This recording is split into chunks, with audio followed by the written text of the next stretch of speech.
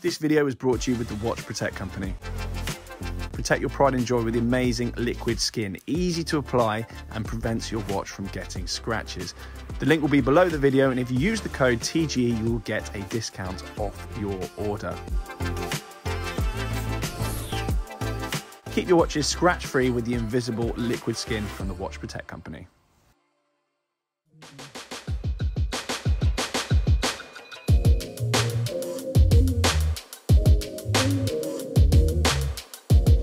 Hello, and welcome back to TGTV. More specifically, ladies and gentlemen, welcome back to Watch Talk. If you've seen my other two episodes by now of this current series, then you'll know what I'm probably about to talk about. So before we kick things off, we've got a green Oyster Perpetual 36mm right here. By the time this video goes out, this may well have sold out. However, we will be giving away this very watch to someone with Grail Watch Club very shortly, if not already. If this is already sold out, you've hit the link below and you've seen it's a different watch, that is because this one has gone. Essentially, if you hit the link below, you can win this watch for only a few quid. We've got a fixed amount of tickets on there. We've got a transparent bar which shows you exactly how many tickets are selling, your exact odds, and I'll be meeting the winner in person with this very watch or whatever we're giving away after this one. The winner will be drawn live on Instagram, and as always, all tickets purchased from Grail Watch Club will be in support of the Roy Castle Lung Cancer Charity. So get in the mix, go and get involved in that, and it's time to talk about our next watch. So we've got this propped up here. This was in my last episode, if you saw that. Laurent, not now, mate. Go away. We've got an Omega on the channel, ladies and gentlemen. I'm not sure I've done a watch talk on Omega yet, but we've got an Omega. So I actually bought this watch not so long ago. I had one of these years and years and years ago, and I was recently just scouring Chrono24, and I think, why do I not still have one of these? So I was looking around and I saw a huge price disparity. I saw these things, you know, thousands of pounds apart from each other, like a huge spread in prices. But I eventually found one of these in the UK, fairly well worn, and I thought, you know, why not? I'm going to get in the mix with that. So let's get her out then. This is, of course, the Omega Ploprov, which you've probably all guessed from the title. The watch box here, we've actually got on a little zipper. It's actually made of a wetsuit, so it actually stinks. It smells like, you know, if anyone's ever been like wakeboarding or surfing or anything like that, and you've got kind of the room where all the wetsuits are hanging up and it absolutely stinks, that's what this smells like, minus the kind of smelly seawater. It kind of smells of like kind of horrible foam, so not a deal breaker. It's absolutely fine. It just shows it's authentic and everything. So we've got the kind of the wetsuit vibe because this watch is, of course, very heavily aquatic based. So here we go then. We've got the kind of black kind of motif and kind of theme going throughout with the orange stitching and whatnot, and that is continued through onto this watch. Now, I want to preface, when you're first looking at this watch then, you're probably thinking it looks a little bit battered. This, as I say, was a watch that was very well used when I bought it. I paid not a huge amount for this watch, so you'll see that even the orange crown lock button there is actually faded. This watch, despite being quite modern, has got patina on it already, or patina, before I get told off for how I pronounce that. So let's get this box out of the way. And you've got all this kind of junk in here as well with cards and crap in there. Anyway, let's get that out of the way. Not huge relevance anymore. Quite a cool box though. I do quite like that. Well done, Omega. So here we go then, Omega Ploprov. It's got the caliber 8500 movement in it, coaxial, and it is water resistant to 1200 meters or 4000 feet. So safe to say you can probably go for a dip in this thing and it'll be absolutely fine.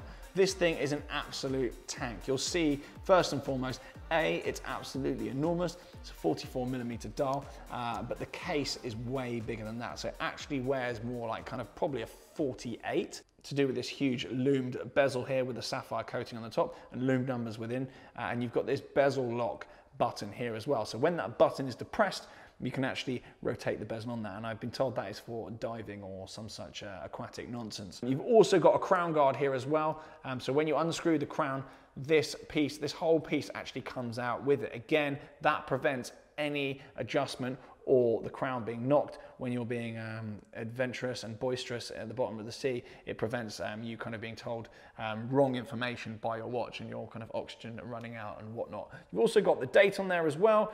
And you've got the minute hand on there in orange as well. For legibility, under the sea, you want to know how much air you've got left in your little tank. That will help you with that. Fortunately, I don't dive. However, this is very much a tool watch, and this is what all those kind of design cues have come from. How many people are actually using these for diving? I don't know. I suspect people probably use digital things by now. But cool anyway, cool nonetheless. It's nice to have things we don't need, just so we can talk about it in the pub. The other thing to notice as well, this watch comes on this, what they call shark mesh strap as well. So I've been led to believe that if a shark bites that, while it might take your arm off, your watch strap will be okay. So that will actually defeat shark's teeth, apparently. You can option this on an orange rubber strap. You can also get it on a black rubber strap, and there are other variants of the Plotprov, which you can get on white rubber as well with a white dial, and there's loads of Plotprovs actually now. This being the kind of original re-release of the vintage Plotprov from sort of a couple of decades ago. When was the original Plotprov out? Do we know? No idea. No idea. Omega nerds are going to be shouting at me, but this effectively is a modern re-release of Omega's kind of iconic diving watch that they produced decades ago. So it might be 60s, might be 70s, might be 80s, but those watches are still knocking around in various guises and in various conditions. But this, as I say, was the modern re-release. They have since updated this particular watch, as I say, with different dial variants, and also a variant that has a see-through case back, allowing you to see the coaxial movement in the back. However, this is the original re-release version. This is the version that I wanted. I didn't want any of the modern ones. I didn't want the titanium one they brought out. I didn't want the white one. This is the variant I wanted. So I think retail price on these is about, I'm gonna guess around 6 grand, maybe 6.5 grand. You see this version with the mesh strap on it, anything up to about 8.5 now on Chrono24 on the open market. You don't see many of these around. In fact, you don't even really see these sat in windows anymore. Are these discontinued, do you know? No, they still make them. I thought they sold about 10. Oh, are they? 10? Chaos. I stand corrected. Retailing this then is probably about 10 grand, as I've just been alerted. I mean, we've both got the internet at our disposal, don't we? We both should have, well, I should have researched this video a lot better. Let me have a look. Yeah, 10. 10 grand for the steel. Wow. Oh, is it steel and titanium, or does it look exactly like that? How? But I do know it came out in 1970. 1970, perfect. Yeah, no, they are discontinued. Chaos. It's no longer available. The steel one. They've now discontinued this watch, and this was actually basically an updated re-release of the Omega Plotprov Professional Diving Master 600 from 1970. So a really cool piece of kit, and indeed this design actually came out in 2009. So I think this is a 2011 watch, possibly. I can't remember what the papers say. So we're kind of getting on for 10 years old, this watch. Hence you've got a bit of fading in the button there on the side. But I think that adds quite a nice bit of kind of patina, and it's almost kind of neo vintage. Really, really cool. Anyway, I'm gonna put it on my wrist. I've got skinny wrists. But this watch actually wears way more comfortably than you might suspect. It is really heavy, being solid stainless steel, but it does fit quite a bit nicer than you may think. The stainless steel shark mesh bracelet there is very, very flexible. It means it does fit a lot better than its size may well give you. It's got a really clever feature as well. Inside the clasp there, they've got this kind of sliding adjustable mechanism, meaning you can slide the size of the bracelet out and back in again. I think that is actually for wetsuits, so you can put it over the top of a wetsuit. But in daily life, you know, if you've been to the gym or you're a bit hot or whatever it is, it means you can adjust it up and down on the fly. Really nice mechanism, very, very solid, and just a very cool piece of kit. Things to note then when you're buying one of these secondhand, as I said before, the bezel lock button there does get quite faded. The bezel can get damaged quite easily, and I think this one, I've actually got the papers from an Omega service center saying this has had a new bezel because the original one got damaged. It's actually glass on that bezel there with luminescent infill inside, so the numbers glow inside there, but what that means is it's actually glass on there, so if you hit it hard, that bezel can break, and I think it's about 500-600 quid for a new bezel, which I don't think is that bad on the scheme of things. You know, when you think that would probably be 5 grand at Patek, or, you know, 20 grand if it was Richard Mille. So I don't think that's the end of the world. Another boring function that you're never going to need is actually got automatic helium escape valve in there as well. So it's a very, very well produced, clever piece of kind of diving history, and actually a piece of Omega history.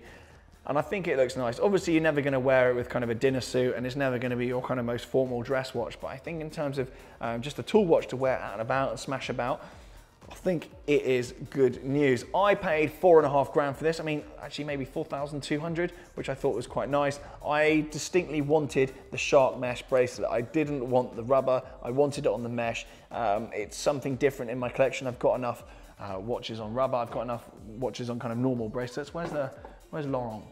There he is.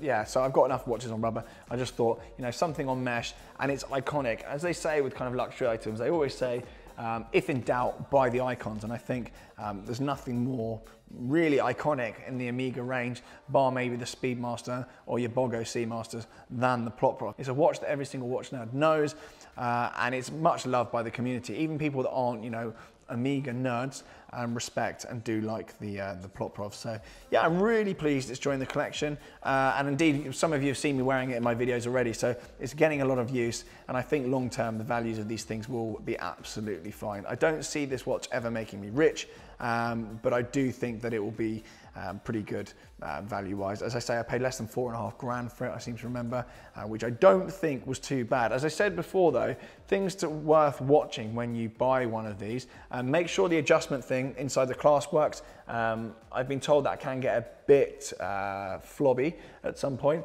but also they've got anti-reflective coating on the outside of the glass, and that can get scratched. Indeed, this one is a little bit scratched, which I'm not bothered by. You know, it is worn. I think it's been polished at some point. It's had a couple of knocks in its time, which I think suits its demeanor, but just something to look out for. Really check that outside. If you're one of these people that doesn't like anything with any marks in it whatsoever, just check the outside of the crystal, because as I said, it's got this anti-reflective coating, which means the dial literally looks like there's no glass there, it's invisible, and it's really legible underwater. That coating, for some reason, is on the outside, which I don't know any brands actually that really do that anymore. Rolex definitely don't do that. You know, that kind of bluey kind of coating they put on glass? Yeah, no, it seems they put it on the outside. That's green sapphire. So yeah, it's just something to look out for, something that I've picked up on. Maybe I'm wrong, but this one's definitely got a kind of tiny little kind of hairline scratch on it. You really got to be boring and anal to spot that.